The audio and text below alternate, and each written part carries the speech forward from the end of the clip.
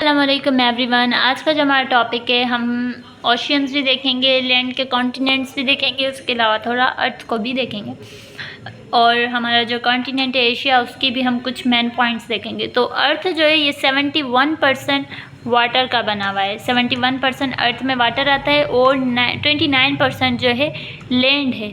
और इसके बाद अगर हम बात करें तो वो 71% जो वाटर है उसमें से 97, अगर 71% को हम 100 में कन्वर्ट करके हम इनकी परसेंटेज निकालें तो 97% साल्टी वाटर है, यानी 97% हमारे पास ओशियन आ जाते हैं और 3% हमारे पास फ्रेश वाटर आ जाता है।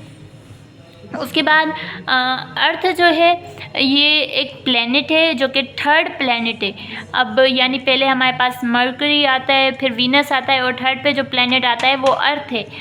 और इसे रॉकी प्लेनेट भी कहा जाता है, इनर प्लेनेट भी कहा जाता है, हेवीएस्ट और डेंस प्लेनेट भी कहा जाता है, ब्लू प्लेनेट भी अर्थ को कहा जाता है। और अर्थ जो है मार्स से ज़्यादा करीब है एज़ कम्पेयर टू वीनस। अब देखें, पहले वीनस आता है, फिर अर्थ आता है, फिर मार्स। तो उसी अकॉर्डिंग अगर हम देखें तो ये मार्स से ज़्यादा करीब है। उसके बाद अगर हम 5 ओशियंस की बात करते हैं, यहाँ पे मैंने बात किया 97% हमारे पास साल्टी वाटर है जो कि ओशियन वाटर है। अब 97% है तो यहाँ पे टोटल 5 ओशियंस है, जिसमें सबसे लार्जेस्ट जो बिगेस्ट ओशियन है वो पैसिफिक ओशियन है। उसके बाद सेकंड पे आता है एटलांटिक ओशियन, जिसे बिजीएस्ट ओशियन कहा जाता है क्योंकि यहाँ पे ज़्यादातर ट्रेड होती है, वहाँ से ट्रेडिंग के लिए आते जाते हैं। तो बिजीएस्ट ओशियन जो है एटलांटिक ओशियन को कहा जाता है। उसके बाद है इंडियन ओशियन। इंडियन ओशियन को अरबियन सी भी कहा जाता है जो कि इंडियन ओशियन का ही पार्ट है। उसके बाद साउदर्न या एंटार्क्टिक ओशियन। उसके बाद आता है आर्कटिक ओशियन। आर्कटिक ओशियन को जो है स्मॉलेस्ट ओशियन भी कहा जाता है, जो कि मैंने आपको बताया था ऊपर नॉर्थ पोल में ऊपर मौजूद है। उसके बाद हमारे पास आता है लैंड। अगर हम लैंड की बात करें जो कि मैंने आपको बताया 29% है, तो लैंड में टोटल 7 कॉन्टिनेंट्स है। अब ये कंप्लीट एक अर्थ है। अब यहाँ पे जिस टाइप से मैंने बनाया है, टोटल पानी यहाँ कर दिया, लैंड यहाँ, इसी तरीके से नहीं होता। यहाँ पे क्या होता है, यहाँ भी लैंड होगी, यहाँ भी लैंड, बीच में से पानी, वहाँ लैंड, फिर पानी, इस टाइप का जो है हमारा ग्लोब होता है। उसके बाद अगर हम बात करें तो टोटल 7 कॉन्टिनेंट्स हैं। अब 7 कॉन्टिनेंट्स यानी 7 लैंड मासेस हैं, बाकी सब जो है वाटर है। अब सबसे पहले जो बिगेस्ट कॉन्टिनेंट है पॉपुलेशन में भी, एरिया वाइज भी, वो एशिया है जो बिगेस्ट है। चाहे आप पॉपुलेशन की बात करें या वहाँ पे एक एरिया की बात करें तो वो एशिया है। सेकंड जो है अफ्रीका है। अब अफ्रीका जो है, यहाँ पे सबसे ज़्यादा कंट्रीज़ हैं। एशिया के अकॉर्डिंग भी अफ्रीका में सबसे ज़्यादा कंट्रीज़ हैं। अगर आता है क्वेश्चन इस टाइप का कि ऐसा कॉन्टिनेंट जिसके पास मोस्ट कंट्रीज़ हैं, वो एशिया है। उसके बाद अगर हम थर्ड पे बात करें ना, फिर वो यूरोप आ जाएगा। अच्छा, उसके बाद है north America, south America, Antarctica, Europe और ऑस्ट्रेलिया, जिसे ओशनिया भी कहा जाता है।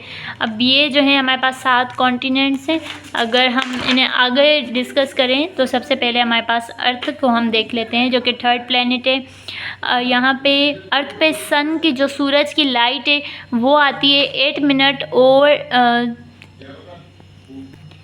8 मिनट 20 सेकेंड, यानी हम लगभग 8 मिनट ही काउंट करते हैं, लेकिन 8 मिनट या 20 सेकेंड्स के अकॉर्डिंग जो है यहाँ पे हीट आ चुकी होती है।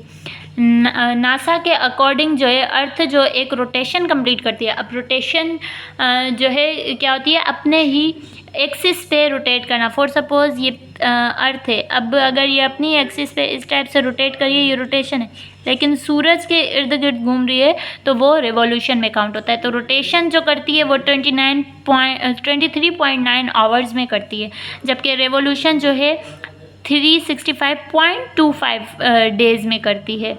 अब रोटेशन से डे एंड नाइट होता है, जबकि रेवोल्यूशन से सीजन्स होते हैं, समर, विंटर, ऑटम, स्प्रिंग। उसके बाद इसे बिगेस्ट टेरेस्ट्रियल प्लैनेट भी कहा जाता है, और इसे ब्लू प्लैनेट कहते हैं, ग्रीन प्लैनेट कहते हैं, वाटरी प्लैनेट भी कहते हैं। अर्थ का एटमॉस्फेयर में जो है 78% नाइट्रोजन गैस होती है, 21% ऑक्सीजन है और 1% जो है अदर गैसेज हैं, जिसमें से 0.02 आई थिंक कार्बन डाइऑक्साइड, इस टाइप की जो गैसेज आ जाती हैं।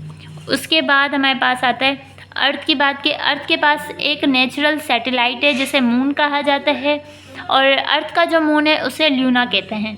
और डिस्टेंस जो है अर्थ का सन से 23 मिलियन माइल्स है। तो ये था अर्थ के अकॉर्डिंग। उसके बाद अगर हम बात करें कि अर्थ से पहले आता है मरकरी, फिर वीनस, उसके बाद अर्थ, देन हमारे पास मार्स। ये 4 प्लैनेट हैं जिन्हें इनर प्लैनेट भी कहा जाता है। बाकी जो 4 प्लैनेट है एस्टेरॉयड बेल्ट के उस साइड उन्हें आउटर प्लैनेट भी कहते हैं। जो इनर प्लैनेट हैं वो रॉकी प्लैनेट्स भी होते हैं। अब हम बात करते हैं एशिया की। एशिया जो है हमारा लार्जेस्ट जो है कॉन्टिनेंट है और यहाँ पे पॉपुलेशन भी सबसे ज़्यादा होती है। यहाँ पे लैंड जो है एशिया की अगर हम बात करें 44.58 मीटर किलोमीटर पर सेकेंड स्क्वायर, और पॉपुलेशन जो है 59.76% है।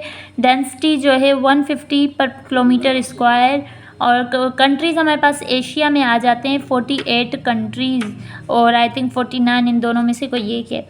उसके बाद रशिया जो है ऐसा मुल्क है जो कि एशिया में भी आता है, यूरोप में भी आता है। अब यूरोप मुल्क नहीं है, यूरोप एक कॉन्टिनेंट है।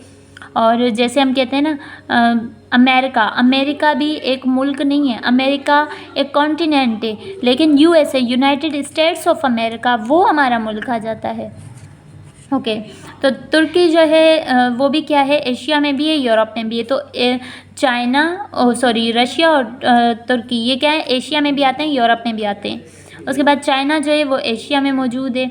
48 कंट्रीज़ जो हैं एशिया में हैं यूएन के अकॉर्डिंग। उसके बाद डिपेंडेंसीज़ जो हैं वो 3 हैं। लैंडलॉक कंट्रीज़ जो हैं साउथ एशिया में 12 है। अब साउथ एशिया में टोटल लैंडलॉक कंट्रीज़ जो हैं 12 हैं। लार्जेस्ट लैंडलॉक कंट्री जो है काज़िस्तान है। अब साउथ एशिया, हमारे एशिया की बात हो रही है, 12 में से जो लार्जेस्ट लैंडलॉक कंट्री वो है काज़िस्तान। डबल लैंडलॉक कंट्री जो है वो एक ही है और उसे कहा जाता है अब्जिकिस्तान, आई थिंक इसी टाइप से प्रोनाउंस होगा। तो ये था आज का हमारा टॉपिक। आई होप कि आप लोगों को क्लियर हो गया होगा। Thank you.